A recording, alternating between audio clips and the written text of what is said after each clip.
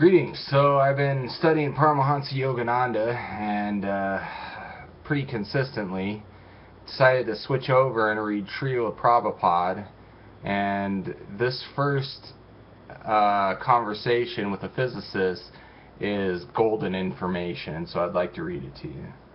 In October 1973, George Benford, an associate professor of physics at the University of California in Irene, visited Srila Prabhupada in the Garden of Los Angeles Krishna Center.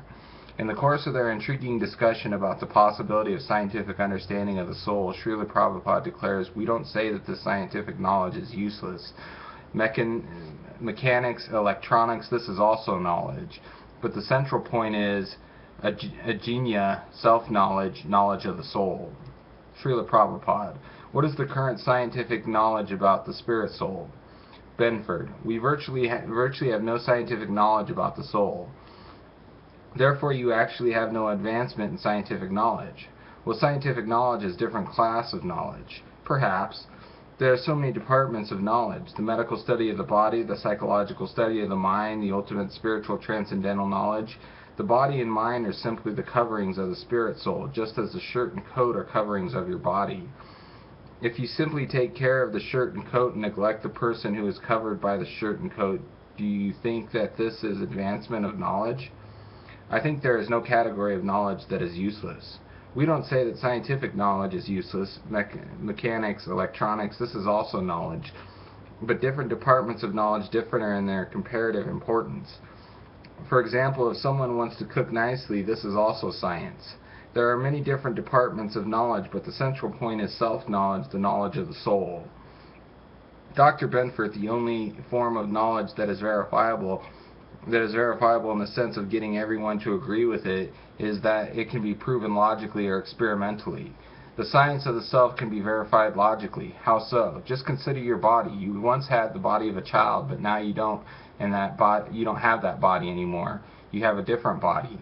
Anyone can understand that you once had the body of a child, so your body has changed, but you are still remaining. I am not so sure I am the same I. Yes, you are the same I, just as your parents of a child would say after he has grown up, 'Oh, just see our son, how he has grown.'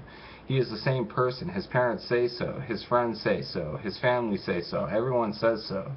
This is evidence. You have to accept this point, because there is so much evidence your mother will deny that you are a different person, even though you have a different body. But I am not the same being that I was. Correct. Not the same means, for example, that a child may talk nonsense now, but when he gets in an adult body, he does not speak foolishly. Although he is the same person, along with his change in body, he has developed different consciousness. But the spirit soul, the person, is the same. He acts according to his body, that's all, according to circumstances. A dog, for example, is also a spirit soul, but because he has a dog's body, he lives and acts like a dog. Similarly, when the spirit soul has a child's body, he acts like a child. When he has a different body, the same soul acts like a man. According to circumstances, his activities are changing, but he is the same. For example, now you are a scientist.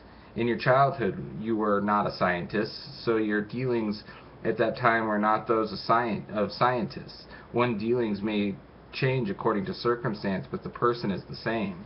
Therefore, the conclusion is, when the body is finished, the soul gives it up and accepts another body. This is our scientific knowledge. When the spirit soul is injected into the womb of a mother, it forms a little body. Gradually, through the surrection, the body develops into the size of a pea because of its presence of the spirit soul. Gradually, the body develops 9 holes: eyes, ears, mouth, nostrils, genitalia, and rectum. In this way, the body is developed to completion in 7 months. Then consciousness comes. At every 7 months, yes, the child wants to come out. He feels uncomfortable, therefore he prays to God to kindly release him from his bondage. He promises that when he gets out, he will become a devotee of God. So after 9 months, he comes out of the womb, but unless his parents are devotees, due to circumstances, he forgets God. Only if the father and mother are devotees does he continue his God consciousness. Therefore, it is great fortune to take birth in a family of Vaishnavas, those who are God conscious. This God consciousness is real scientific knowledge. It is true that the children of all such parents are somewhat spiritually superior to the child of other parents. Generally, yes. They get the opportunity of being trained by a mother and father. Fortunately, my father was a devotee, so I received this training from the very beginning. Somehow or other, I had the spark of Krishna consciousness, and my father detected it. Then I accepted my spiritual master. In this way, I have come to the stage of sannyas, the renounced monastic order. I am very much indebted to my father, for he took great care of me in such a way that I became perfectly Krishna conscious. My father used to receive many saintly persons at our home, and to every one of them he used to say, "Kind blessings, my son, so that he may become a servant of the Lord Krishna's eternal consorts." That was his only ambition. He taught me how to play the drum. Although sometimes my mother was not very satisfied. She would say, "Why are you teaching him to play the drum?" My father would say, "No, no, he must learn a little drum." My father was very affectionate to me. Therefore, if due to past pious activities one gets a good father and mother, this is a great chance for advancing in Krishna consciousness. What will happen to you and your students next? We are going back to Krishna. We have got everything. Krishna's name, Krishna's address, Krishna's form, Krishna's activities. We know everything and we are going there. Krishna promises this in the Bhagavad Gita. One who knows me in true scientifically, Krishna says, is eligible to enter the kingdom of God. Upon leaving the body, he does not take his birth again in the material world, but attains my eternal abode. How do you know that people return in some other form? We see that there are so many forms. We do these things, we do these different forms, where do these different forms come from? From the dog, from the form of a cat, from the form of a tree, from the form of a reptile, from the form of insects, from the form of a fish. What is your explanation of all these different forms that you do not know? Evolution?